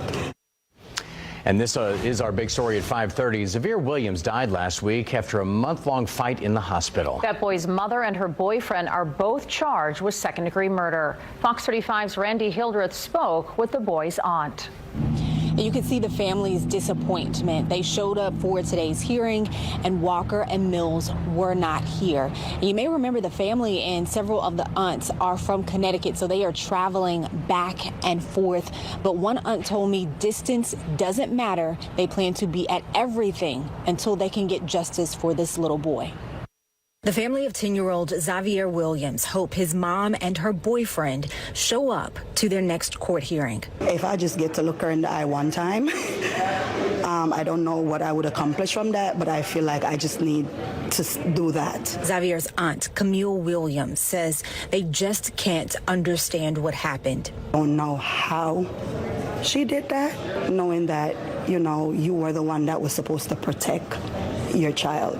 Monday, both Kimberly Mills and her boyfriend, Andre Walker, waived their arraignment on their felony murder charge. They also waived their first appearance before a Lake County judge last week. The couple is accused of torturing and ultimately killing Mills' 10-year-old son. Although they dodged the hearing, Xavier's family and aunts hope justice is served as the case plays out. Whatever punishment God sees fit, as long as they don't get away with it. Tavares police say the couple would tape the boy to a ladder and drop weights on his stomach as punishment. Williams says Xavier's father. They don't get away with it. Tavares police say the couple would tape the boy to a ladder and drop weights on his. Ladies and gentlemen, so y'all see the ladder and you see the weights. I've heard of a lot of stuff in my 42 years on this planet. I've heard a lot of things. I have not heard of something this unthinkable. But that's the word I'm looking for. Maybe I'll come up with a better word than that. I haven't heard of something this unthinkable. Duct taping a child to... Can y'all tell me if I'm right or wrong about that? Anybody listening in the chat? If you want to type, you got to be subscribed to the channel for 10 minutes and then it'll let you type. Tell me what y'all think. Have y'all ever heard of a child being duct taped to a ladder and them taking curling weights and dropping them on a child as punishment? I've just never heard of something that damn stupid before. Stomach as punishment. Williams says Xavier's father didn't know about the alleged abuse and claims Mills tried to limit contact before the boy's death. He didn't know what was going on even 3 weeks prior to this happening. She took away the phones that he bought them. No communication, even the limited family members that was here. Williams says they're also trying to be strong for Xavier's younger brother, who police say may have experienced abuse as well and may have seen the alleged abuse to his older brother. Because that's a lot of trauma for a kid. Can't begin to imagine or understand what he's going through. Mills has entered a not guilty plea. Walker has not entered a plea. Both remain in jail with no bond. The funeral service is set for April 26th back in Connecticut. Reporting into The child's mother, Kimberly Mills, and her boyfriend, Andre Walker, pictured behind me, are charged in his death. And today, the state attorney's office enhanced the charges and are now officially seeking the death penalty. Good evening, I'm Greg. So there you go. So I do remember hearing that and reading that. So they are officially looking at the death penalty, which is wonderful. enhanced the charges and are now officially seeking the death penalty. Good evening, I'm Greg Wormuth. The couple is accused of torturing little 10-year-old Xavier Williams in Tavares. He died in the hospital last month after fighting for his life. Channel 9's Ashlyn Webb is live in Lake County tonight. Ashlyn, you heard more about why prosecutors are now upgrading the charges. Let me take a pause for the cause real quick. Let me thank a couple of people that just donated. I see you in the chat. So thank you for the super chat to KC. Actually, I need to read a couple more. So KC, if you're listening, thank you very much. Thank you to Lynn Eversley. Says, been a while. Thank you for covering these cases. Thank you to Nikki. Thank you to Valtra Owens. Thank you to Dre the Dream. My brother, if you're still there, thank you. Thank you for rejoining on channel membership. Ella L, Save Our Children TV. I hope you're still listening. So I hit the button on there earlier, but I don't know if you heard me shout you out. Renee, thank you for rejoining on channel membership, as well as Miss Alicia F. And Evelyn Sachs, thank you for gifting the channel membership. Thank you, Tila, for showing some big time love over there in the super chat. And Miss Lucky, thank you for rejoining on channel membership. Thank you in Cash App. The last one that came in was from Tina Houston. She is in the chat. Houston, we have liftoff. Deborah Dorr, thank you very much for showing some love. And Amanda H, Ash and Emmy, Deborah Dorr again, Yvonne J, Tanea, Alicia F, Reach 3002. Where's Reach 3002? Is he still here? Jimmy D and Maria. Appreciate you guys. And Marie Kennedy in PayPal and Kara H in PayPal. So I want to shout y'all out. So if y'all want to donate, links in the description box. Oh, can somebody post my links again? I know somebody did it earlier. I think it was Miss Alicia F. I forgot to pin it. I'm sorry. If you could type the links in there again, I'm going to pin your comment. Sorry about that. Here we go. Let's keep going. Yes, and the state attorney told me that he is confident they will be able to prove that the couple committed first-degree murder. He says this case checks all the boxes because this crime was especially cruel and heinous. He also says that Xavier was vulnerable because those in custodial authority over him are those accused of murdering him. He says that is why he is seeking the death penalty. Florida law allows for capital punishment for the most heinous of crimes and for the most vulnerable of victims. And that's what we have in this particular case, and that's why we are here today. State Attorney Bill Gladson announcing the state will be seeking the death penalty against Andre Walker and Kimberly Mills in the death of Mills' son, 10-year-old Xavier Williams. This after a grand jury indicted the couple Thursday on 5 counts, including principal to first-degree murder. This is not an act of vengeance, but a solemn response born out of the respect for Xavier and his family. The indictment revealing the abuse allegedly happened in 1 or more occasions between Christmas Eve and February 20th. The couple is accused of dropping 10-pound weights on Xavier's abdomen while he was duct taped to this ladder, also hitting him with flashlights, copper wire, and boxing gloves. Gladson says now that this is a death penalty case, it could stretch out the time before the couple faces trial. There's different and additional experts that aren't necessary in some cases. The aunt of Xavier Williams wouldn't comment on how she feels about the state seeking the death penalty against. Y'all could just tell she just has no love in her soul, in her heart at all. Let me tell you how I know. Because we could talk about humans behaving in an animalistic way, and I get that as far as our characteristics. I can get that to a certain extent. But let me tell y'all this. Y'all know how a lion will come in, kill the other lion, and then will take over the pride. But he will kill the spawn of that other lion. He will kill the other ones and then create his own. So if you think about it, and then that female lioness will go off with that male lion. And if you think about it, isn't that kind of how this mother behaves? She just looks at it like, okay, so use the new man in my house, y'all, so you could do whatever you want to this other man's baby. I guess I ain't got no say-so in that, right? And am I wrong about that? Isn't that kind of how she behaves? Like completely soulless. Thank you. That's just kind of the way she looks empty inside. I agree. What up, Reej? I think they got this right. If they charged him with the death penalty, I think they get this right. Her ex-sister-in-law, but she had this to say about what she called the journey to justice for Severe ahead. We know and we understand that it's not going to be tomorrow. It's going to be a long process, but with this new development, we are hopeful.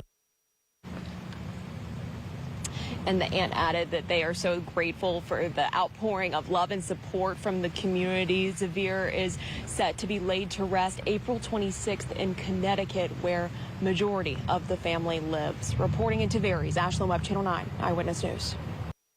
It's time for justice to be served. I know we know and we understand that it's not going to be tomorrow.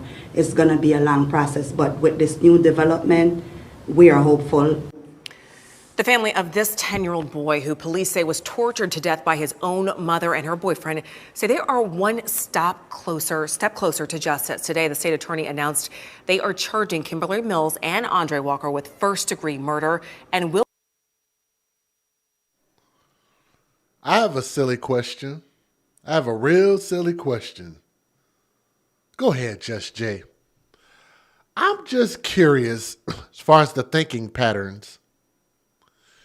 If you're willing to treat this boy like this to the point to where you literally threw his life in the garbage, literally, not even just a figure of speech, literally threw his life in the garbage, you are now both facing the death penalty, the most severe punishment under USA law.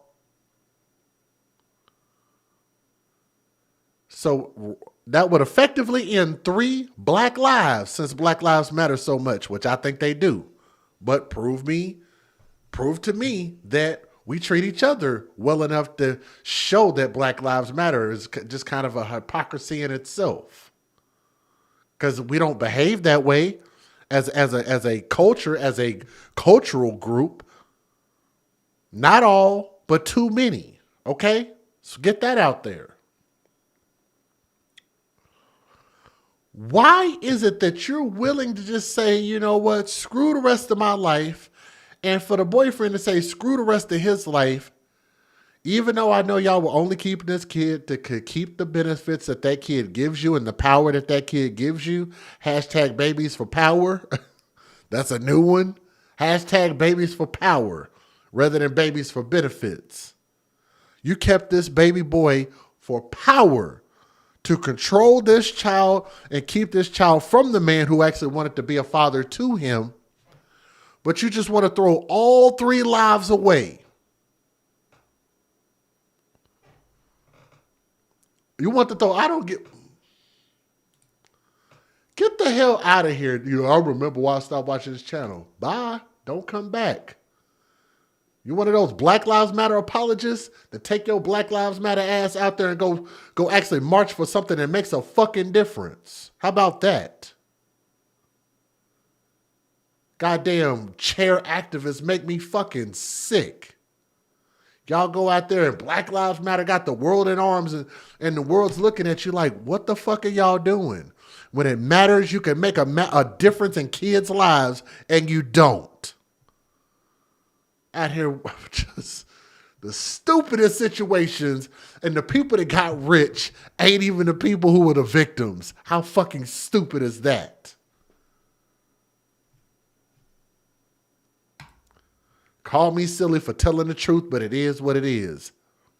We will literally throw away 3 black lives just to prevent one man, the biological father, from being a father. Think about how sick that mentality is. We've watched other races of people do it, but goddamn it, right now, we're talking about this story. We're talking about this boy. And I want the world to know that this boy's life mattered. It mattered to me. It mattered to the people listening in the chat. And it matters to each and every person who shares this story. This boy's life mattered. And I'm tired of people telling me that there are other things going on in the world, and eyes don't know what eyes talking about, y'all. I's cooning over here, y'all. I's embarrassing us. It ain't all parents acting like this, y'all. All the while, the behavior repeats itself. You get pregnant by anybody and everybody, have babies, walk away from that man as if it means, like biology means absolutely nothing, and then you pair up with the fucking food that you feel like you are sexually actually attracted to, and then treat your kids like shit in the process, and you think that we're supposed to produce the brightest minds in the black community or any community? You can't have bright minds if you treat the kids like shit.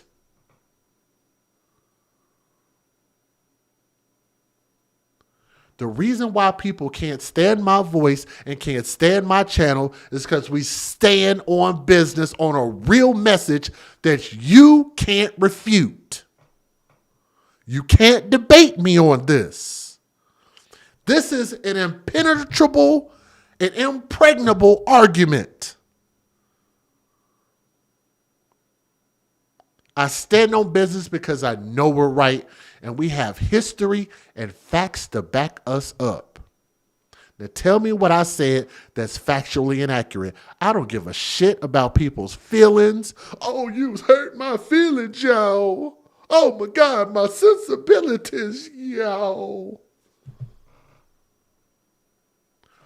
Who's going to cry for the little boy? Y'all remember Antoine Fisher? Who's going to cry for the little boy?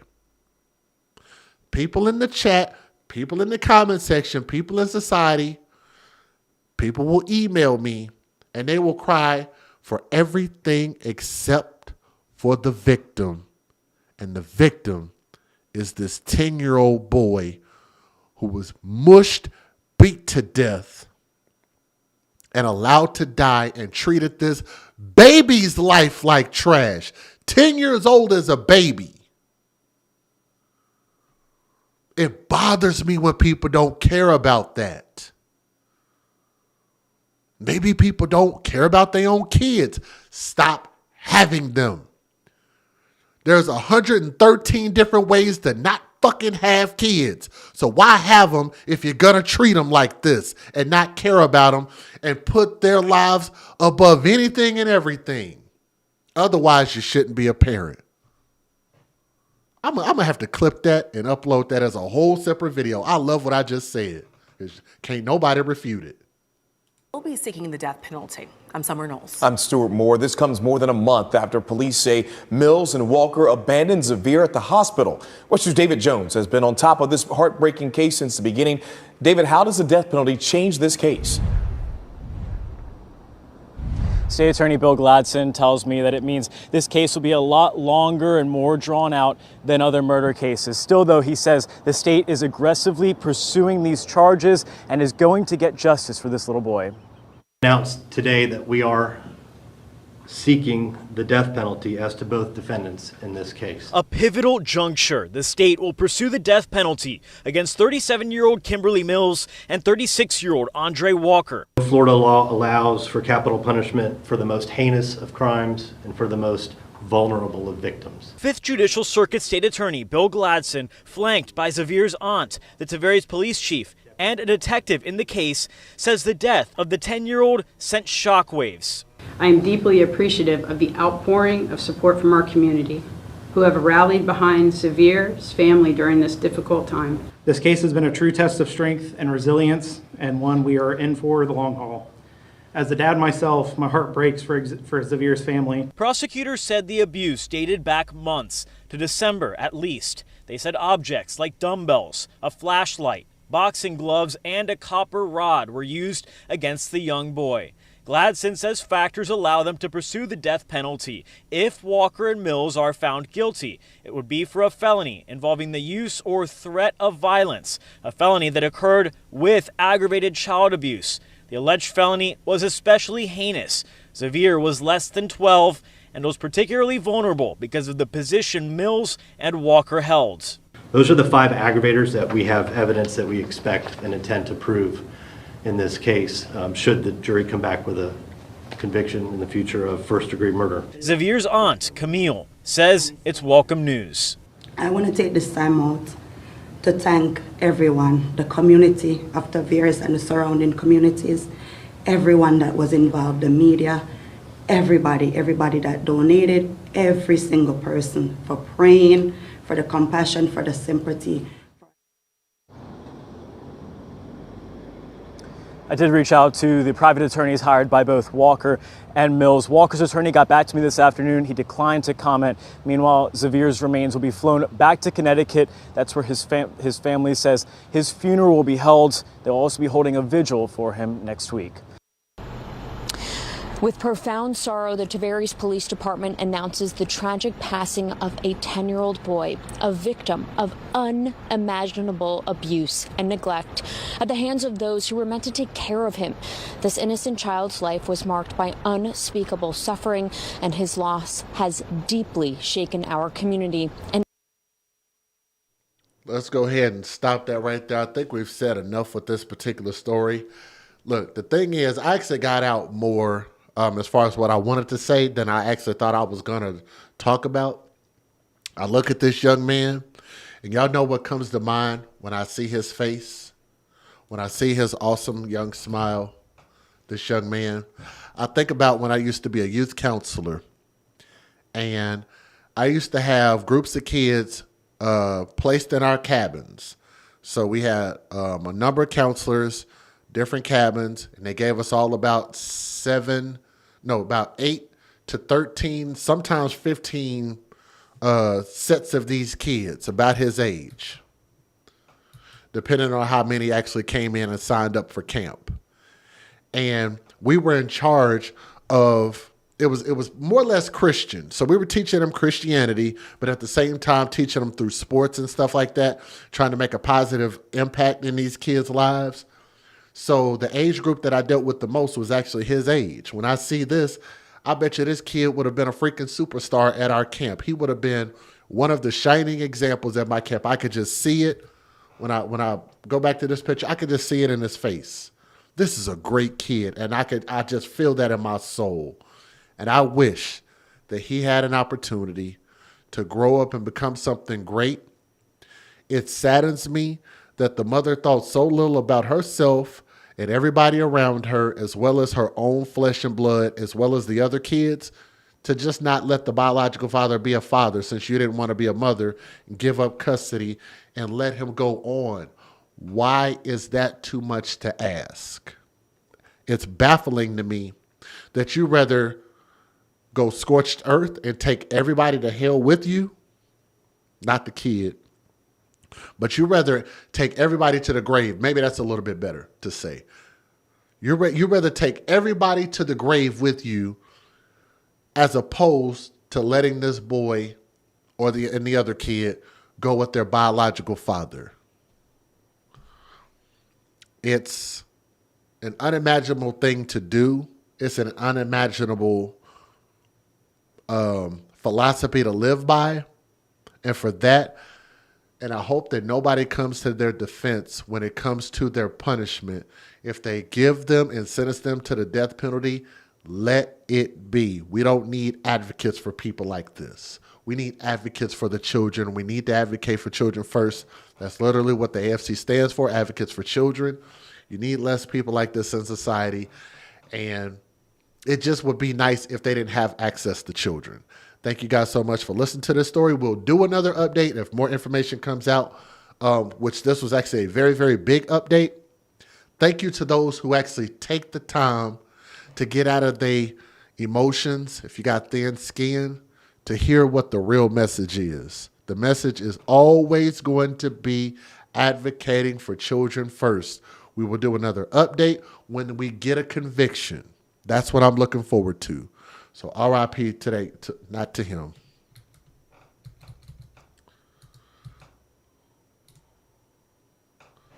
To this young man, RIP.